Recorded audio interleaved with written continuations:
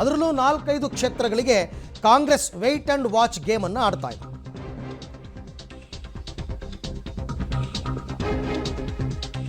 BJP ಲಿಸ್ಟನ್ನು ನೋಡಿ ರಣತಂತ್ರ ಬದಲಾಯಿಸೋದಕ್ಕೆ ಕಾಂಗ್ರೆಸ್ ಮಹಾ plan ಮಾಡಿಕೊಂಡಿದೆ. 3 ಕ್ಷೇತ್ರಗಳಲ್ಲಿ ಮಹಿಳೆಯರನ್ನು ಕಣಕ್ಕಿಳಿಸೋ ಬಿಜೆಪಿ ತಂತ್ರಕ್ಕೆ ಕಾಂಗ್ರೆಸ್ ವೈಟಿಂಗ್. ಮೈಸೂರು, ಚಾಮರಾಜನಗರ, ಚಿತ್ರದುರ್ಗ, ದಾವಣಗೆರೆ, ಉಡುಪಿ, ಚಿಕ್ಕಮಗಳೂರು ಕ್ಷೇತ್ರಗಳ ಬಗ್ಗೆ ಕಾಂಗ್ರೆಸ್ ಈಗ ಸಸ್ಪೆನ್ಸನ್ನು ಮೇಂಟೈನ್ ಮಾಡಿದೆ. ಚಾಮರಾಜನಗರದಲ್ಲಿ ಶ್ರೀನಿವಾಸ್ ಪ್ರಸಾದ್ ಪುತ್ರಿಗೆ ಬಿಜೆಪಿ ಟಿಕೆಟ್ ಅನ್ನೋ ಲೆಕ್ಕಾಚಾರ ಇದೆ. ಆಗ ಎಚ್ ಸಿ ಮಹದೇವರಪ್ಪನಪ್ಪ ಕಣಕ್ಕಿಳಿಸೋದಕ್ಕೆ ಹೈಕಮಾಂಡ್ ಪ್ಲಾನ್ ಮಾಡಿಕೊಂಡಿದೆ. ಗೊತ್ತಿಲ್ಲ, ಅದೇ ಯಾರಿಗೆ ಟಿಕೆಟ್ ಕೊಡ್ತಾರೆ ಅನ್ನೋದ್ರ ಮೇಲೆ ಡಿಪೆಂಡ್ ಆಗುತ್ತೆ. ಚಾಮರಾಜನಗರದಲ್ಲಿ ಶ್ರೀನಿವಾಸ್ ಪ್ರಸಾದ್ ಪುತ್ರಿಗೆ ಟಿಕೆಟ್ ಆದರೆ ಮಹದೇವಪ್ಪನವ್ರನ್ನ ಕಣಕ್ಕಿಳಿಸೋಣ. ಮೈಸೂರಿನಲ್ಲಿ ಪ್ರತಾಪ್ ಸಿಂಹಗೆ ಟಿಕೆಟ್ ಕೈ ತಪ್ಪಿದ್ರೆ ಕಾಂಗ್ರೆಸ್ನ ಗೇಮ್ ಬದಲಾಗುವ ಸಾಧ್ಯತೆ ಇದೆ. ಒಕ್ಕಲಿಗ ಅಥವಾ ಹಿಂದುಳಿದ ಅಭ್ಯರ್ಥಿ ಹಾಕೋ ಬಗ್ಗೆ ತಂತ್ರಗಾರಿಕೆ ಇದೆ. ಉಡುಪಿ ಚಿಕ್ಕಮಗಳೂರು ಕ್ಷೇತ್ರದಲ್ಲಿ ಶೋಭಾ ಕರಂದ್ಲಾಜೆ ಟಿಕೆಟ್ ಬಗ್ಗೆ ಕಾಂಗ್ರೆಸ್ದು ಕುತೂಹಲ ಇದೆ. ಹಾಗಾಗಿ ಜಯಪ್ರಕಾಶ್ ಹೆಗಡೆದು ಅದು ಹೋಲ್ಡಲ್ಲಿ ಇಟ್ಟಿದ್ದಾರೆ.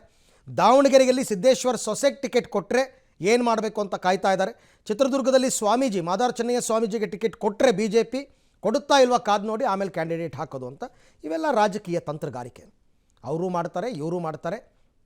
ಯಾರಿಗೆ ಟಿಕೆಟ್ ಫೈನಲ್ ಮಾಡ್ತಾರೆ ನೋಡಿಕೊಂಡು ಆಮೇಲೆ ಬೇಕಾದರೆ ನಾವು ನಮ್ಮ ಅಭ್ಯರ್ಥಿಗಳನ್ನು ಹಾಕೋಣ ಅಂತಕ್ಕಂಥ ಲೆಕ್ಕಾಚಾರಕ್ಕೆ ಕಾಂಗ್ರೆಸ್ ಬಂದಿರಬಹುದು. ಯಾಕೆಂದರೆ ಮಹಿಳೆಯರಿಗೆ ಟಿಕೆಟ್ ಕೊಟ್ಟರೆ ಬೇರೆ ಸಂದೇಶ ರವಾನೆ ಆಗುತ್ತೆ, ಅಥವಾ ಹಾಲಿಗಳಿಗೆ ಟಿಕೆಟ್ ಕೊಟ್ಟರೆ ಬೇರೆ ಸಂದೇಶ ರವಾನೆ ಆಗುತ್ತೆ. ಸೊ ಆ ನಿಟ್ಟಿನಲ್ಲಿ ಈಗ ಏನು ಮಾಡ್ತಾರೆ ಅಂತ ಕಾದು ನೋಡೋಣ.